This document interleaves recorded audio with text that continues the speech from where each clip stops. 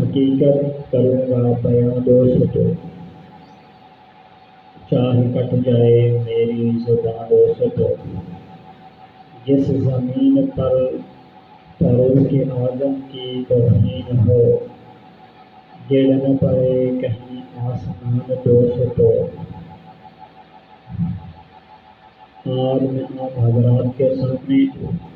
ایک نئے انداز میں خلیفہ دو، امام عدل، مراد نبی، داماد علی، امیر المؤمنین سیدنا فاروق اعظم کی شان و فضیلت، مرتبہ اور مقام پر روشنی ڈالنا چاہتا ہوں۔ معزز سامعین، اللہ کے لاڈلے اور آخری پیغمبر امام الانبیاء سید الانبیاء جناب محمد رسول اللہ صلی اللہ علیہ وسلم نے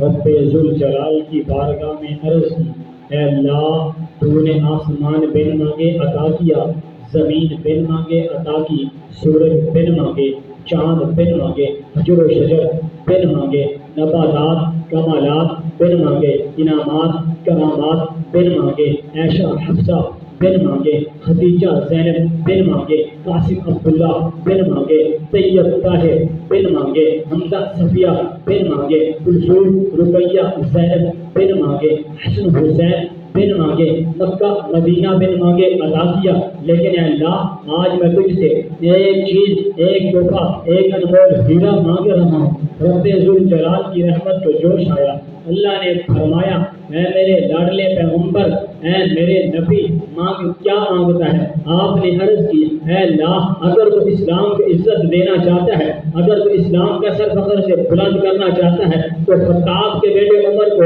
عطا کر دے۔ رب ذوالجلال نے فرمایا، اے میرے لاڈلے پیغمبر، میرے دربار میں چولی کو پھیلا کر، دامن کو پھیلا کر، گڑ گڑا کر آنسو بہانا تیرا کام ہوگا۔ خطاب کے بیٹے عمر کو اسلام کا ہیرا بنا کر تیرا غلام بنا دینا میں رب کا کام ہوگا۔ کیا شان ہے سیدنا فاروق اعظم کی، وہ فاروق جو دریا کو خط لکھے کہ چلنا ہے تو رب کے حکم سے چل، وگرنہ تیری کوئی ضرورت نہیں۔ وہ فاروق جو اسلام قبول کرنے کے لیے چاہ رہا ہے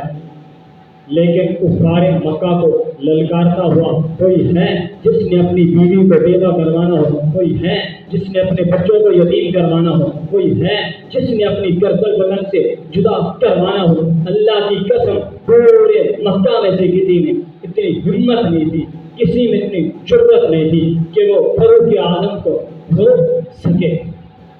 کیا اندازہ لگائیے، اسلام نے ہر ایک کو عزت دی ہے، اسلام نے ہر ایک اثر فخر سے بلند کیا ہے۔ اسی اسلام میں ابو بکر آئے تو صدیق بن گئے، عثمان آئے تو ذی النورین بن گئے، علی آئے تو حیدر کرار بن گئے، حبشے سے کالا بلال آیا مؤذن رسول بن گیا، معاویہ آئے 20 لاکھ مربع میل پر اسلام کے جھنڈے گاڑ دیے، عائشہ آئی صدیقہ کائنات بن گئی، حسن و حسین آئے جنت کے جوانوں کے سردار بن گئے۔ زمین آسمان سورج چاند ستاروں کو انہوں نے اسلام نے بخشی، غرض ہر ایک کو عزت اسلام نے دی، لیکن میں قربان جاؤں اے عمر، تیری شان، تیری فضیلت، تیرے مرتبے، تیری مقام، تیری جرأت، تیری بہادری، تیری دلیری، تیری شجاعت پہ تو نے آ کر اسلام کے مقام بخشا ہے۔ تو آیا اسلام گھروں سے باہر نکلا، تو آیا اسلام کا سر فخر سے بلند ہو گیا، تو آیا کفر پر لرزہ طاری ہو گیا، تو آیا کفر اپنے بیروں میں بیٹھ کر کانپنے لگا، اسی لیے غیر مسلم یہ کہنے پر مجبور ہو گئے۔ اگر مسلمانوں کو ایک عمر اور مل جاتا، پوری دنیا میں اسلام کا پرچم لہرا رہا ہوتا۔ دعا ہے کہ اللہ رب العزت اسلام کو پھر سے عزت اور سربلندی عطا فرمائے۔ اللہ نے زینت بخشی ہے افلاک و روشن تاروں سے، اللہ نے زینت بخشی ہے افلاک و روشن تاروں سے، اسلام نے رونق پائی ہے محبوب خدا کے یاروں سے،